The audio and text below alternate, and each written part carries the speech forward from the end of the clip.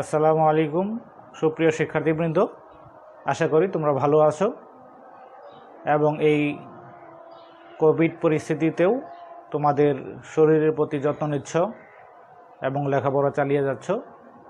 আর সাথে সাথে এই দোয়া করতেছো যে আমরা যাতে আবার খুব শীঘ্রই আমাদের রেগুলার ক্লাসে ফিরে যেতে পারি। কিন্তু যতদিন না আমরা আবার সেই পরিস্থিতি পাচ্ছি, আমাদেরকে আমাদের পড়াশোনা চালিয়ে যেতে হবে। তারই ধারাবাহিকতায় আমার এই অনলাইন ক্লাস। আমি মোহাম্মদ মাসুদ রানা, প্রভাষক হিসাব বিজ্ঞান বিভাগ, ঢাকা কলেজ, ঢাকা। আজকে আমরা অনার্স তৃতীয় বর্ষ এর অ্যাডভান্স ফিনান্সিয়াল অ্যাকাউন্টিং এর অ্যাকাউন্টিং ফর পার্টনারশিপ বিজনেস এর উপরে ক্লাস পরিচালনা করব। তাহলে দেখতেছো যে আজকে আমাদের অ্যাকাউন্টিং ফর পার্টনারশিপ বিজনেস এর ক্লাস নাম্বার 5। তবে আজকে আমরা একটি নতুন বিষয় নিয়ে উপস্থিত হয়েছি, অ্যাডমিশন অফ নিউ পার্টনার্স। তাহলে গত ক্লাসগুলিতে আমরা পার্টনারশিপ ফার্ম এর বেসিক বিষয়গুলো দেখেছি, অর্থাৎ distribution of profit and loss এবং preparation of financial statements and preparation of capital accounts of different partners. আজকে আমরা দেখব admission of new partners. That means একটা এক্সিস্টিং পার্টনারশিপ বিজনেসে যদি নতুন কোনো পার্টনার ইনক্লুড করা হয়, অ্যাডমিশন নেওয়া হয়, নতুন করে কোনো পার্টনার যোগ করা হয়, তাহলে তার ওই বিজনেসের রেকর্ডিং সিস্টেমটা কী হবে বা কী পরিবর্তন আসবে বা কোথায় কোথায় প্রভাব পড়বে, সেইগুলো কীভাবে লিপিবদ্ধ হবে, এই বিষয়গুলো নিয়ে আমরা আজকে কথা বলবো এবং অঙ্ক দেখব। তাহলে আমরা অ্যাডমিশন অফ পার্টনার্স এর মূল সমস্যাগুলি কি, অর্থাৎ একটা এক্সিস্টিং পার্টনারশিপ বিজনেসে যদি নতুন কোনো পার্টনার নিয়োগ দেওয়া হয় অথবা অংশগ্রহণ করে, তখন যে সকল সমস্যা বা যে সকল বিষয় উদ্ভূত হয় এবং যে বিষয়গুলো নিয়ে আমাদেরকে ডিল করতে হয়, সেই বিষয়গুলি আমি এখানে সংক্ষেপে উপস্থাপন করেছি। অর্থাৎ সে ফর এক্সাম্পল XY দুইজন অংশীদারি, তারা একটা বিজনেস অলরেডি রান করতেছে। তো তাদের বর্তমানে প্রফিট ডিস্ট্রিবিউশন রেশিও হচ্ছে 3:2 এবং তাদের capital, say for example X এর ক্যাপিটাল হচ্ছে 50,000, Y এর ক্যাপিটাল হচ্ছে 30,000। তাহলে এক্সিস্টিং বিজনেসে 50,000 30,000 টোটাল 80,000 টাকা তাদের ক্যাপিটাল এবং তাদের প্রফিট ডিস্ট্রিবিউশন রেশিও হচ্ছে 3:2। এইভাবে তারা বিজনেস করতেছে এবং আজকে মনে করো অ্যাডমিশনের দিন, at the date of admission, তাদের কিছু অ্যাসেট আছে, কিছু লায়াবিলিটিস আছে। এখন তারা নতুন একজন পার্টনার তারা যোগ করতেছে জেড, XY অ্যান্ড জেড। এই জেডকে যখন তারা তাদের বিজনেসে ইনক্লুড করবে, তখন যে সকল বিষয়ে নতুন করে আমাদের চিন্তা ভাবনা করতে হবে, সেই বিষয়গুলো হচ্ছে ডিস্ট্রিবিউশন অফ আনডিস্ট্রিবিউটেড প্রফিট। মনে করব এই X অ্যান্ড Y তারা গত 5 বছর যাবৎ ব্যবসা করে আসতেছে।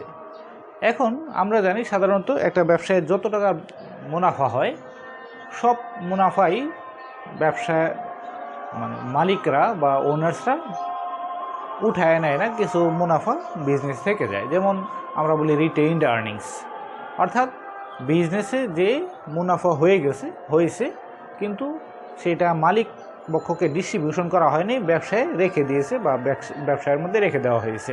তাহলে রিটেইন আর্নিংসের একটা ব্যালেন্স আছে। এখন রিটেইন আর্নিংসের মালিক কারা? রিটেইন আর্নিংসের মালিক হচ্ছে যারা ওনার, যারা পার্টনার, এখানে যেহেতু পার্টনারশিপ বিজনেস। এখন যেই দিন তারা অ্যাডমিশন নিচ্ছে, জেডের অ্যাডমিশন হচ্ছে, ওই দিন মনে করো এই ফার্মে 10,000 টাকা রিটেইন আর্নিংস আছে।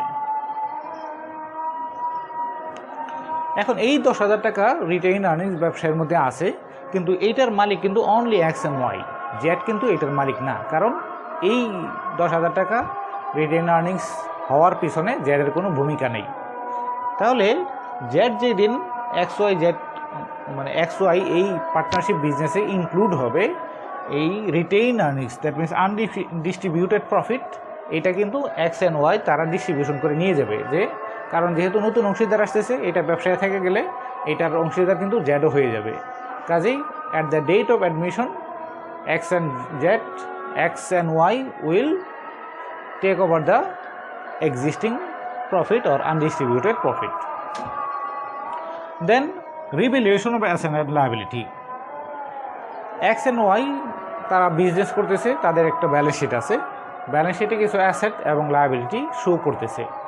এখন এই অ্যাসেট এবং লায়াবিলিটি যে ভ্যালুতে ব্যালেন্স শিটে দেখাচ্ছে, এই ভ্যালু যেই দিন জেড অ্যাডমিশন নিতেছে আসলে প্রকৃত মূল্য এর চেয়ে বেশিও থাকতে পারে, এর চেয়ে কমও থাকতে পারে।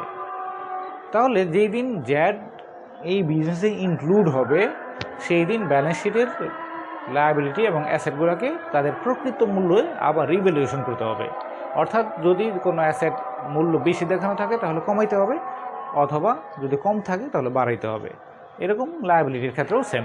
তার মানে revaluation of asset and liability at the time of admission of new partners.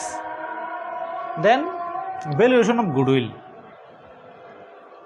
আমরা জানি গুডউইল দুই ধরনের হতে পারে, এক হলো ইন্টারনালি জেনারেটেড গুডউইল, আরেক হচ্ছে পারচেজ গুডউইল।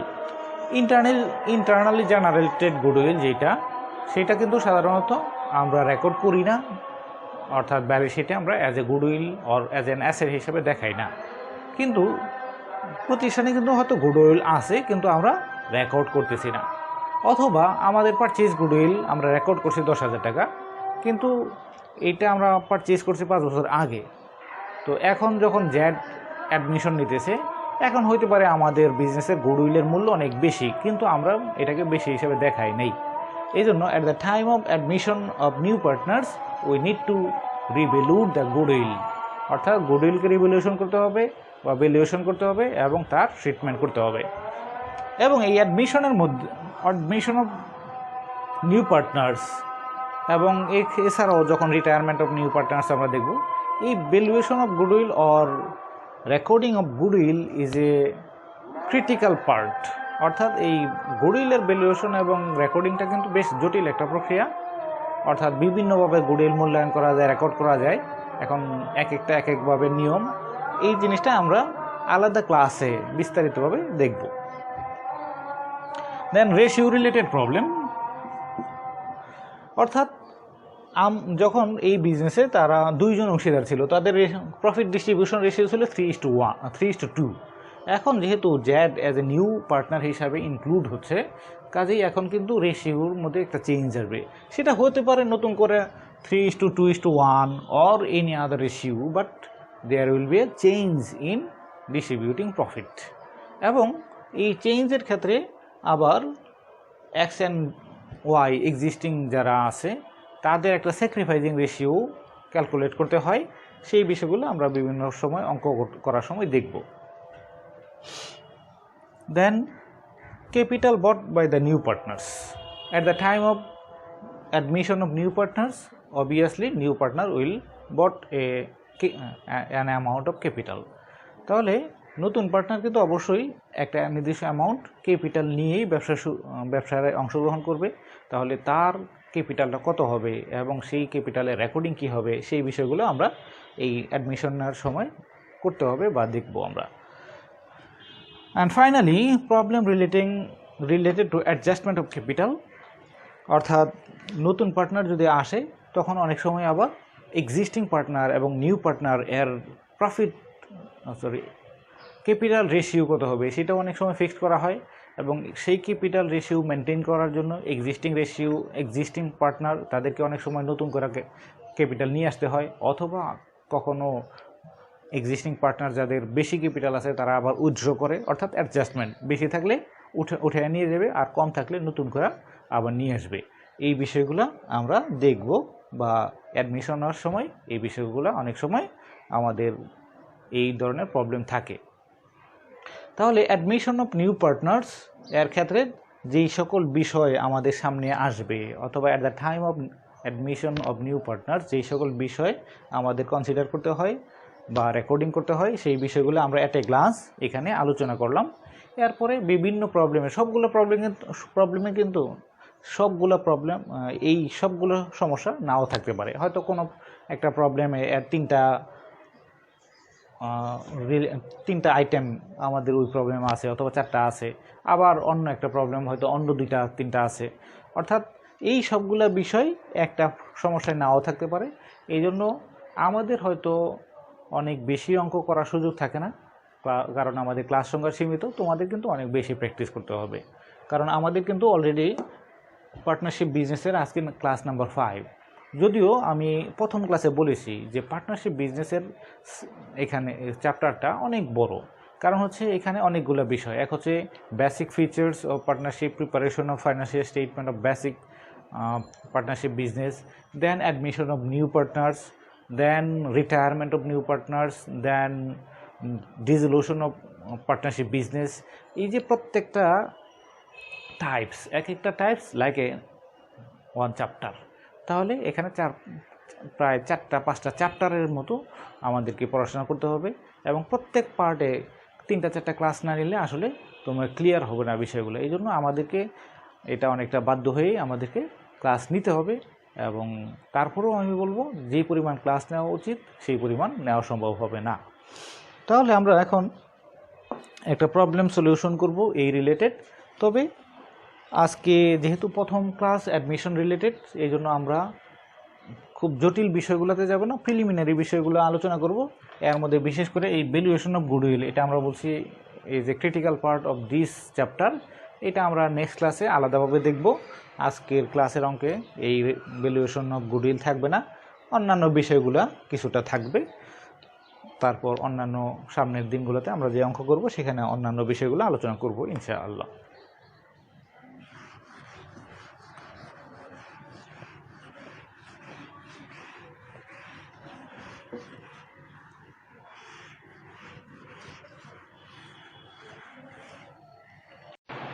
তাহলে এখন আমরা একটা অঙ্ক দেখব। তো আমরা বরাবরের মতো বলে রাখি যে যেহেতু তোমাদের অ্যাডভান্স ফিনান্সিয়াল অ্যাকাউন্টিংয়ের উপরে যে সিলেবাস, এই সিলেবাস ফুল কাভার করে এরকম কোনো বই বাজারে এখন পর্যন্ত নেই। কারণ তোমাদের ক্লাস শুরু হওয়ার কয়েকদিন পরেই যেহেতু করোনা পরিস্থিতির কারণে ক্যাম্পাস এবং সমস্ত শিক্ষা প্রতিষ্ঠান বন্ধ হয়ে গেছে লকডাউনের কারণে, তো বাজারে তোমাদের সিলেবাসের উপরে কোনো একটি নির্দিষ্ট বই আমরা রেফার করতে পারিনি। তাই আমরা বিভিন্ন বই থেকে তোমাদের সিলেবাস কভার করার চেষ্টা করছি। আমি বর্তমানে যে পার্টনারশিপ বিজনেস পড়াচ্ছি সেটা কিন্তু কমার্স পাবলিকেশনের ইন্টারমিডিয়েট অ্যাকাউন্টিং, যেটা আগের সিলেবাসে ছিল সেকেন্ড ইয়ারের জন্য, honours second year intermediate accounting commerce publication, সেই বই থেকে পড়াচ্ছি। তোমাদের যদি সেই বই সংগ্রহ করার সুযোগ থাকে সেই বই সংগ্রহ করে প্র্যাকটিস করতে পারবা। আর যদি সংগ্রহ করার সুযোগ না থাকে, আমি কিন্তু প্রতি ক্লাসেই তোমাদেরকে এই অঙ্কটা এখানে ভিডিও করে দিয়ে দিই। তোমরা স্ক্রিনশট নিয়ে অথবা ভিডিও থেকে দেখে অঙ্কটা আগে বোঝার চেষ্টা করবা, তারপরে ক্লাসের সাথে অঙ্কের সাথে ক্লাস মিলাবা, তাহলে আশা করি বুঝতে পারবা এবং পরবর্তীতে অন্য বই থেকেও প্রয়োজন হলে প্র্যাকটিস করতে পারবা। তাহলে আমরা একটা অঙ্ক দেখি। Illustration 7, X and Y are partners in a firm sharing profit and losses in the ratio of 3:2.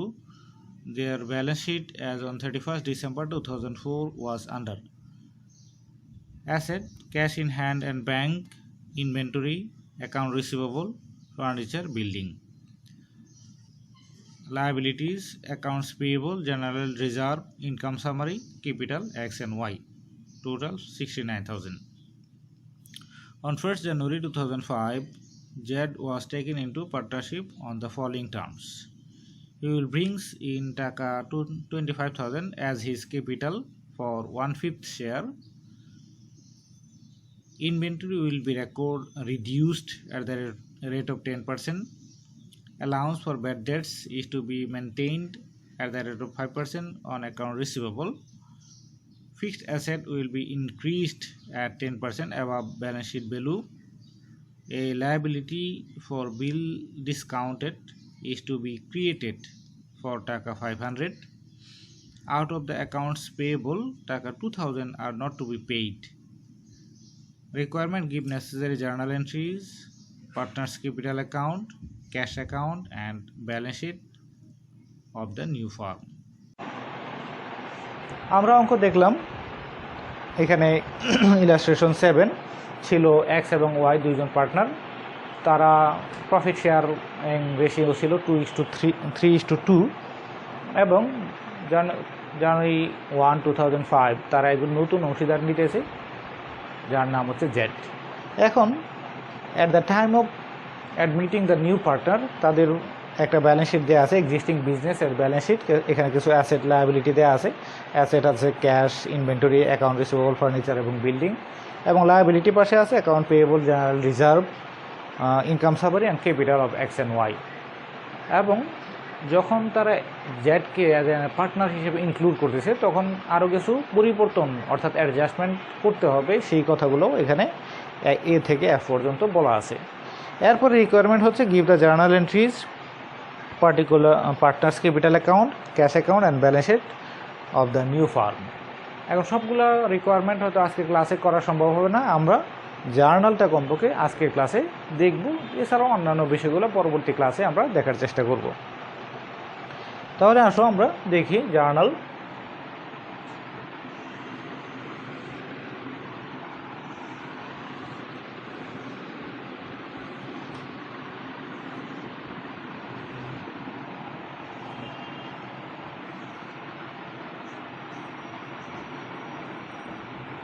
Date, particulars, reference, debit টাকা, ক্রেডিট টাকা, x y and z, journal. তাহলে আমরা এখানে এক্স ওয়াই জেড লিখতেছি, কারণ হচ্ছে যেহেতু new partner has already admitted, এখন তারও কিছু ফাংশন এখানে আমরা রেকর্ড করব। এই জন্য আগে যদিও এক্স এন্ড ওয়াই ছিল, এখন কিন্তু এক্স ওয়াই জেড তিনজনের অংশীদার, এই জন্য আমরা এক্স ওয়াই জেড কোম্পানি বা প্রতিষ্ঠানের আমরা জার্নাল রেকর্ড করতেছি। তাহলে ডেট হচ্ছে 2005 এর জানুয়ারি 1।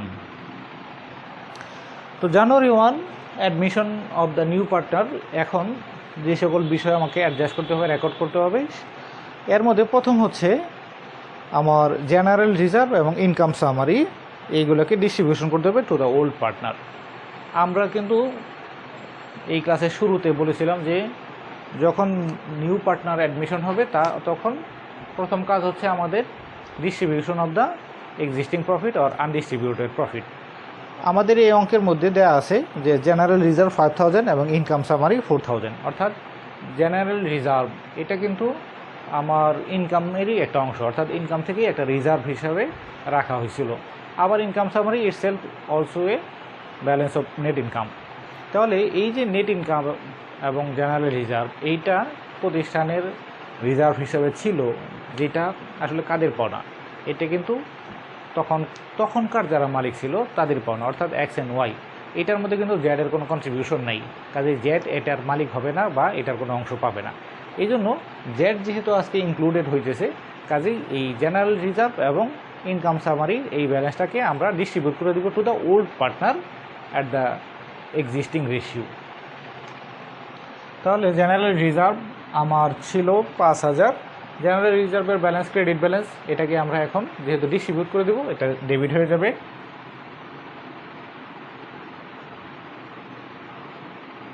জেনারেল রিজার্ভ ডেবিট 5000,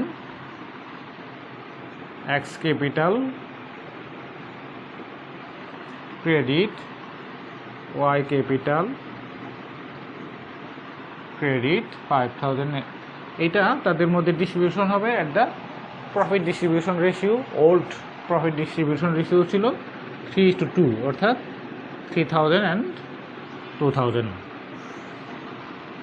তাহলে যেহেতু জার্নাল মানেই তার কিন্তু এক্সপ্লানেশন দিতে হবে, অর্থাৎ ব্যাখ্যা দিতে হবে। আমরা সময় সেভ করার জন্য ব্যাখ্যা দিচ্ছি না, কিন্তু তোমরা ব্যাখ্যাটা দেখে দিবা এবং পরীক্ষায় যখন লিখবা তখন ব্যাখ্যা দিবা। দেন ইনকাম সামারি ছিল 5000, সেটাও আমার ডিস্ট্রিবিউশন করতে হবে। Income summary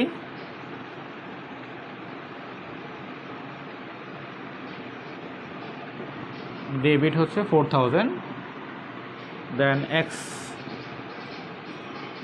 capital credit, Y capital credit. এইটাও 3:2 অনুপাতে বন্টন হবে, অর্থাৎ 5/3 2400 টাকা আর 1600 টাকা। ইচ্ছা করলে কিন্তু এই দুইটাকে একসাথেও এন্ট্রি দেওয়া যেত, অর্থাৎ general reserve debit 5000, income summary debit 4000, অর্থাৎ 9000। এই 9000 আমরা এক্স অ্যান্ড ওয়াই এর ক্যাপিটাল হিসেবে আমরা ভাগ করে দিতে পারতাম। তবে যেহেতু আজকের প্রথম অঙ্ক, এই জন্য আমরা আলাদা আলাদাভাবে দেখাচ্ছি। পরবর্তী অঙ্কগুলোতে হয়তো আমরা একসাথেই দেবো, অথবা তোমরা প্র্যাকটিস করে একসাথেও দিতে পারো। এছাড়াও আমার আরও কিছু অ্যাডজাস্টমেন্ট করতে বলছে, সেগুলো আমাকে জার্নাল হিসাবে রেকর্ড করতে হবে। যেমন এই নাম্বারে বলা ছিল, হি উইল ব্রিং ইন টাকা 25,000 as his capital for 1/5 share. He means Z. তাহলে জেড এখানে 25,000 টাকা ক্যাপিটাল হিসাবে নিয়ে আসবে বিজনেসে, সেটা আমরা রেকর্ড করব। তাহলে আমরা বিজনেস ক্যাশ পাচ্ছি, cash debit 25,000, then Z capital credit হবে 25,000। Then number B, inventory will be reduced at the rate of 10%। আমার ইনভেন্টরি ভ্যালু রিডিউস করতে হবে, অর্থাৎ ইনভেন্টরি ভ্যালু আছে 10,000, আমাকে বলছে এইটার ভ্যালু উইল বি রিডিউসড 10%, অর্থাৎ 1000 টাকা রিডিউস করতে হবে। এখন ইনভেন্টরি ভ্যালু, আমার ইনভেন্টরি অ্যাসেটের ভ্যালু যদি রিডিউস করতে হয় তাহলে কী করতে হবে? অ্যাসেটকে ক্রেডিট করতে হবে, অর্থাৎ ইনভেন্টরি ক্রেডিট হবে। তাহলে what will be the debit? এখন এই আসলে অ্যাডজাস্টমেন্ট করার জন্য, অর্থাৎ পুনর্মূল্যায়ন করার জন্য আমরা নতুন একটা অ্যাকাউন্ট আমরা এখানে ব্যবহার করব, সেটার নাম হচ্ছে রিভ্যালুয়েশন অ্যাকাউন্ট। তাহলে revaluation account, debit inventory credit 1000। তাহলে আমার অ্যাসেট কমতেছে, এই জন্য ইনভেন্টরি অ্যাসেট ক্রেডিট হচ্ছে আর রিভ্যালুয়েশন ডেবিট হচ্ছে। এখানে এই রিভ্যালুয়েশন কিন্তু আমরা নতুন করে একটা অ্যাকাউন্ট ক্রিয়েট করলাম। এটা আরও ক্লিয়ার বুঝতে পারবো আরও আমাদের সামনের জার্নালগুলো দিলে। তারপর সি নাম্বারে বলা হচ্ছে, allowance for bad debts is to be maintained at the rate of 5% on account receivable. অ্যাকাউন্ট রিসিভেবলে আমার নতুন করে 5% অ্যালাউন্স রাখতে বলছে। তাহলে অ্যাকাউন্ট রিসিভেবল আমার অ্যাসেট। এখন এইটার উপরে যদি অ্যাসেট আমি নতুন করে ক্রিয়েট করি, অ্যালাউন্স কিন্তু আমার একটা লায়াবিলিটি, অর্থাৎ এটা আমার দায় হিসাবে আমার থাকে প্রতিষ্ঠানে। তাহলে অ্যালাউন্স আমার এটা ক্রেডিট ব্যালেন্স হয়। তাহলে অ্যালাউন্স ফর ডাউটফুল অ্যাকাউন্ট ও ব্যাড ডেট অ্যাকাউন্ট ক্রেডিট, আর ডেবিট হবে কি? Revaluation account.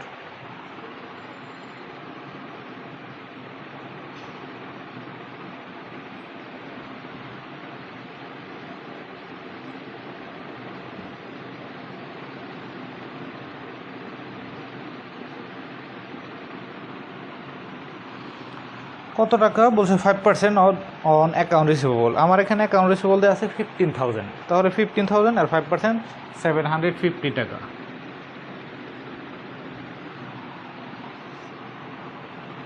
আচ্ছা, তারপর আমরা এখানে দেখো প্রত্যেক অ্যাডজাস্টমেন্টে কিন্তু আমরা একটা অ্যাকাউন্ট পাই, হয় ডেবিটের অ্যাকাউন্ট, না হলে ক্রেডিটের অ্যাকাউন্ট, আরেকটা অ্যাকাউন্ট পাই না।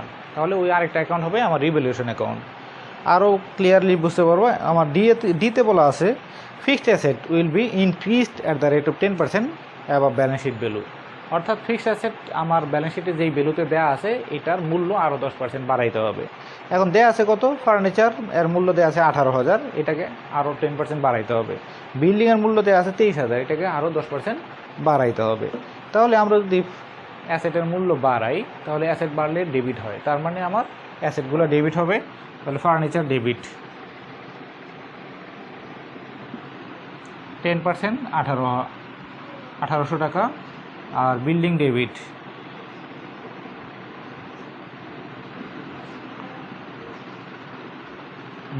ডেবিট হবে 10%, তার মানে 2300 টাকা। তাহলে আমরা ডেবিট ফার্নিচারের এবং বিল্ডিংয়ের মূল্য বাড়াইলাম, তাহলে অ্যাসেট ডেবিট হলো। তাহলে ক্রেডিট হবে কি? ওই যে revaluation account, revaluation account credit 1800 আর 2300 হচ্ছে 4100। এইভাবে প্রত্যেকটা অ্যাডজাস্টমেন্টেই আমি ডেবিট পক্ষ পাইলে ক্রেডিট হবে রিভ্যালুয়েশন, ক্রেডিট পক্ষ পাইলে ডেবিট হবে revaluation. Then number a liability for bill discounted is to be created for টাকা 500। বিল ডিসকাউন্ট এর জন্য আমাকে লায়াবিলিটি ক্রিয়েট করতে বলছে।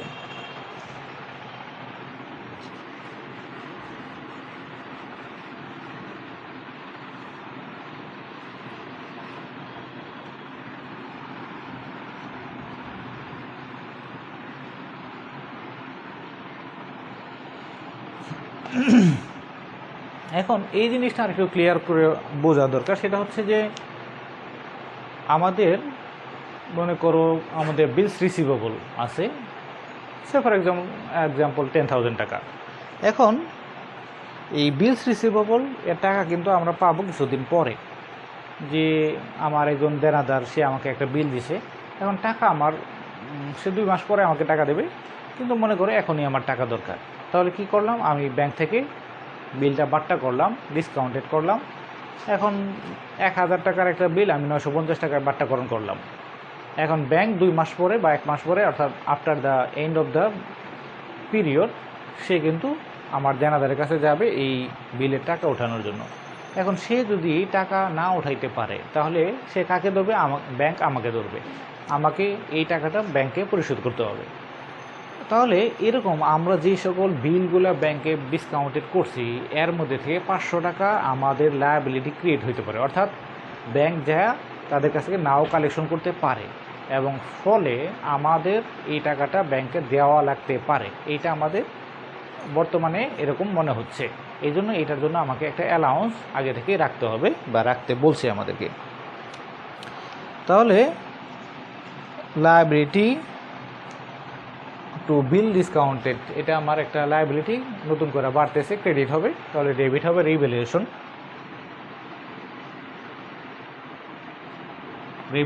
ডেবিট, আর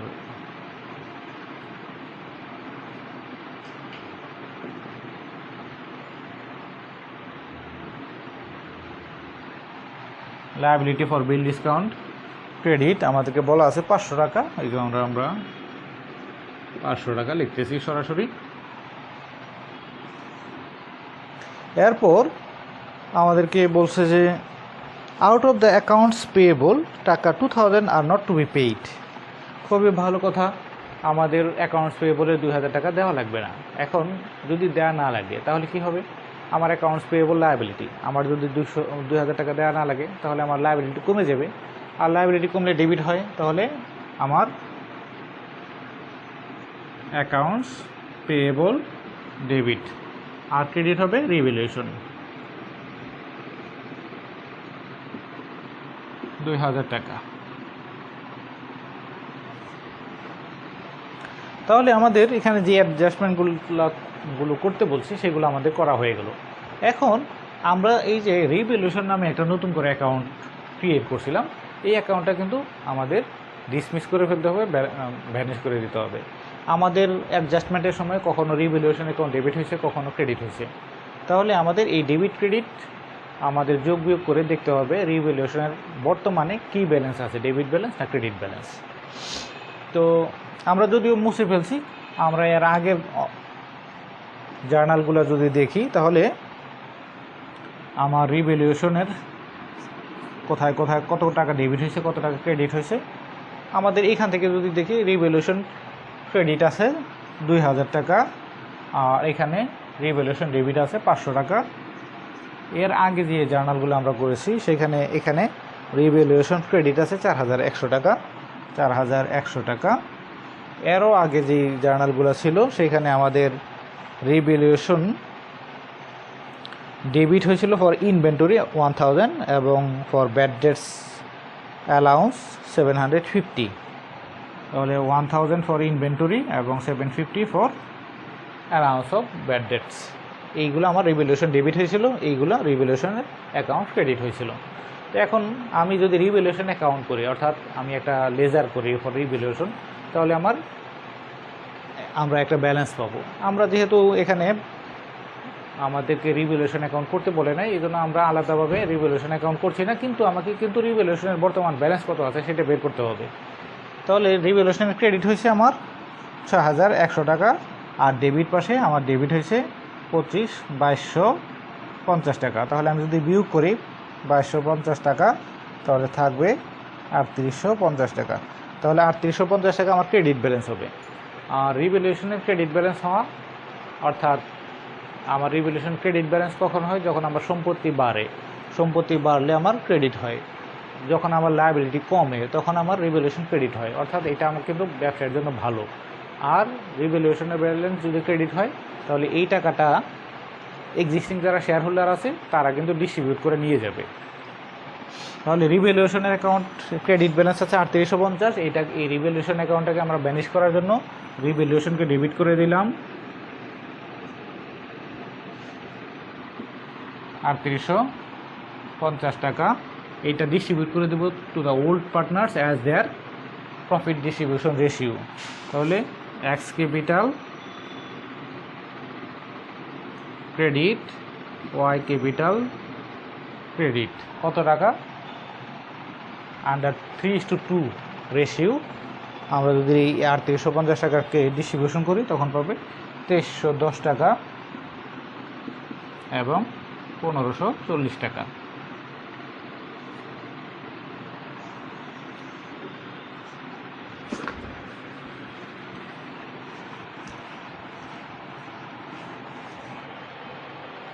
তাহলে এই ছিল আমাদের জার্নাল। এই যে রিভ্যালুয়েশন, এটা কিন্তু আমাকে শেষে ক্যালকুলেশন করে এটার ব্যালেন্স বের করতে হবে এবং আলটিমেটলি এটাকে ব্যানিশ করতে হবে।